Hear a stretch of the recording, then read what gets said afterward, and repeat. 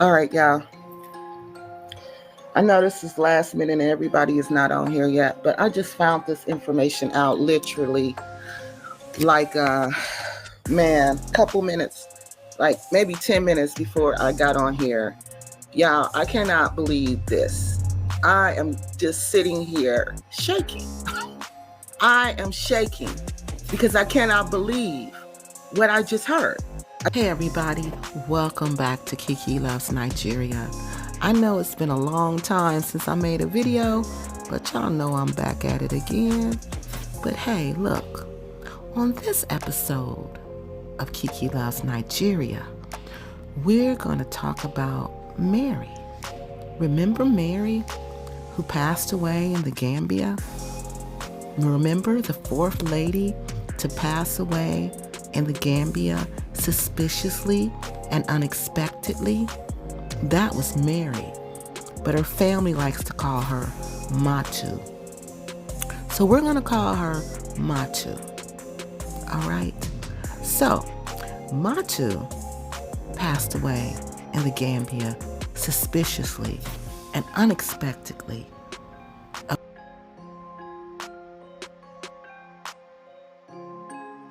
I was contacted by her family after one of the repats sent them my video. So they contacted me and I explained to them what I was doing and why I was doing this. And they wanted me to tell Mary's story. They actually wanted me to tell Mary's story, but they wanted me to wait until they got more information. Okay? Because they were just as surprised and as shocked as we were when they found out about MATTU. They did not expect her to pass away. She was not sick. She was just fine. So, I was contacted. We began working together, and her mother wants us to talk about it. She wants you guys to know the facts. They gave me the information that they have, and they want you all to know the facts. They want you all to decide, what do you think happened in this situation? They want you all to try to put it together like we always do and try to help them to find some type of peace in this situation, because unfortunately, they have none. All right, y'all, so here we go. I'm going to present you the facts. Now, the first fact we're going to look at is the autopsy report, the cause of death. Mary was the only repat that I know of to actually have an autopsy report, and her family actually shared that autopsy report, or shall I say reports, with us. She wants us to look them over and take note, if we see any discrepancies. Okay? So that's what we're going to do. The first fact I'm going to present to you is Mary's death certificate. MATTU's death certificate. Let's check it out and see what they say. This is the first autopsy report that the family received, okay? This is the first one, and this is public record, people. This is not a private document, but I did, wipe out the private information. But I want you to check out something on here, okay? Let's make this bigger. So we see it says death in the Republic of the Gambia in 2023. We're just going to check this out, right? And then we see the person, Mary, passed on 12/12/2003. She passed away in Banjul, Gambia. It wasn't quite Banjul. But anyway, her name is Mary, and her middle name is MATTU. And let's see, they said she passed away from mitochondrial infraction, but you know what that is? That's just a heart attack. And they said she had been sick for 5 days. They gave her age and they gave the signature, description, and residence of informant. So, this is the person who gave the information about Mary on this official document from the Gambia, which is her certificate of death. But it doesn't say certified autopsy anywhere. This is a copy of the death register. Okay, this was dated December the 22nd. Maybe this is their autopsy report. This looks like a death certificate to me, not an autopsy report. An autopsy report does not look like this. It has, it looks like a report. It tells you details about the organs, the what they found. It's a report. This just looks like a death certificate. But let's finish. Maybe this is how they do them in Gambia. I don't know, but this looks like it's a death certificate and not an autopsy report. Okay, so but I know an autopsy was scheduled because I have the voice clips of the autopsy being arranged. So I know there was one arranged, but that's all I know. I see this death certificate, so let's move with this. So it says Mary had been sick. MATTU had been sick for 5 days, all right? And it said they got this information from that person who's her husband, and that's it, right? All right, so, but the thing that comes in question here, let's remember this, how long she's been ill.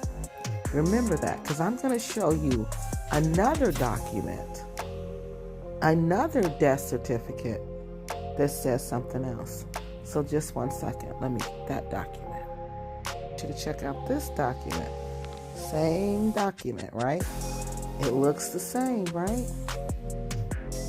Name, Mary, business, female. Cause of death was a heart attack. This is another word. This infraction, myocardial infraction, is a same word for a heart attack. Forgive me if I'm mispronouncing that word. And but look right here. Look at this big discrepancy. It said Mary was sick for 1 day, not 5 days. So the one death certificate says that Mary was sick for 5 days, but this one says she was sick for 1 day. Why the contradiction? I don't get that. This message from one of Mary's family members. Keith, there are 3 questions to be answered. MATTU spoke with Mom on Saturday night. Our cousin spoke with her on Monday morning at 6 p.m. and she was okay. Franklin spoke with her on Sunday, where she sent a recipe for Mom. Monday midday, she sent a video to Anita. All this time, MATTU was okay. Never reported ill health. How on the earth the death certificate says she was ill for 5 days? That's a damn lie. We will get the truth, Keith. Come what may, vengeance is mine, saith the Lord, I shall repay. All right. So, this is a message that I got from MATTU's sister. All right. They're saying she was not sick. She did not have a heart condition. She was not sick for 5 days because they had spoken to her within that time frame. So there's no way she could have been sick because she was on the phone with them or she was sending videos to them. And if she was sick, with a heart attack, a heart condition where she's getting ready to have a heart attack, they would know. Because most heart attacks, a month before you have the heart attack, you're having symptoms. So let me show you that. According to Healthline, symptoms of a heart attack can appear a month or more before you actually have the heart attack. Okay? So they're saying you're going to know something's up. You may not know what it is, but you know something is up. So you have chest pains, you have sleep problems, and you're usually fatigued.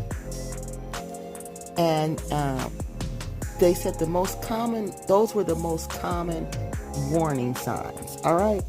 So they're saying if she was going to have this heart, but for one, they said she did not have a condition.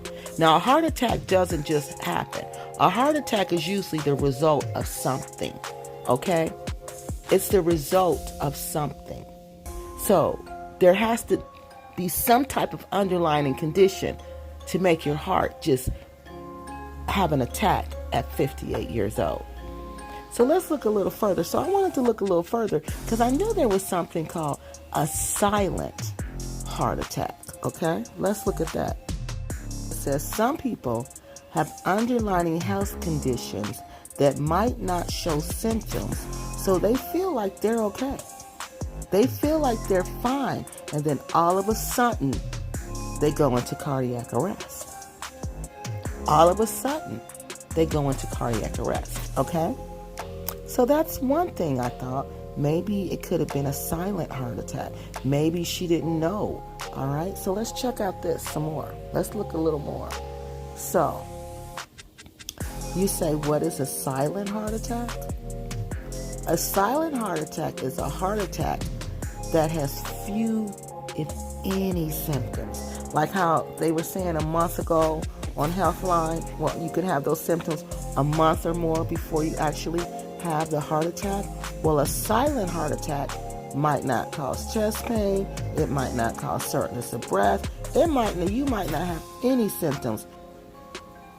But a silent heart attack, like any heart attack, involves a blockage of blood flow to the heart and possible damage to the heart muscle. And that's what you're going to know, people, before the silent heart attack. You're going to know about this blood flow blockage to the heart. You're going to know about this possible heart damage, all right? You may have a silent heart attack, but you're not having silent underlying conditions, okay? So then let me show you something else. According to the CDC, coronary artery disease is a disease that damages the heart's major blood vessels. It causes a buildup of plaque in the arteries, and this buildup of plaque causes the arteries to narrow, and it limits blood flow to the heart.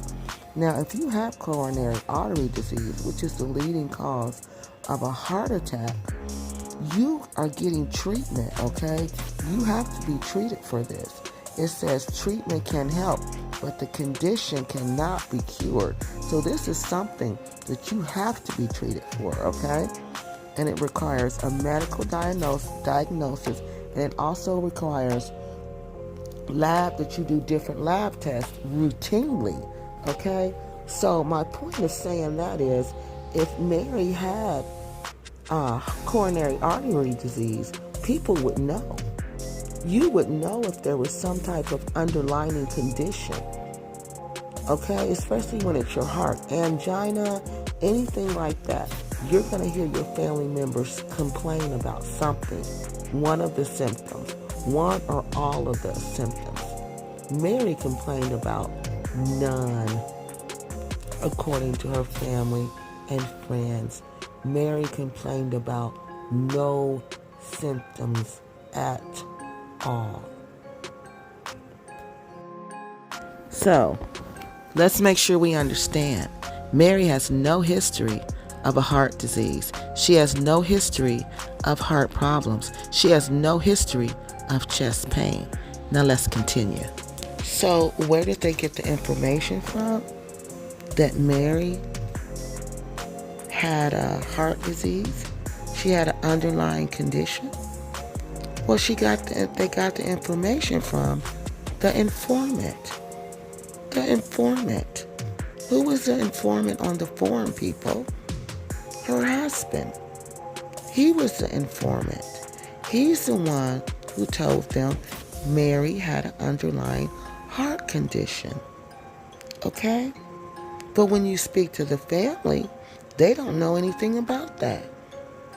When her family was just there for a year, nearly a year, the sister who stayed with her, who went to the shop with her, said there was nothing wrong with her. Nothing. Nothing at all. And even the lady she had been talking to in Botswana, because she was planning to relocate her business to Botswana, wrote me because she hadn't heard from Mary and she saw my video. She said Mary was absolutely fine. So Mary's family members are saying she's fine. MATTU's friends are saying she's fine. MATTU's business associates are saying she's fine.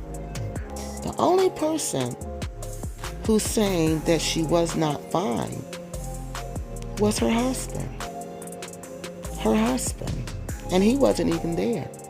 He wasn't even in the Gambia when it happened. He was in the United States. So I'm curious to know how he knew she wasn't fine when he wasn't even there with her. Just food for thought. Not only was he not there with her, her door allegedly was open to her house and the keys were in the door, allegedly.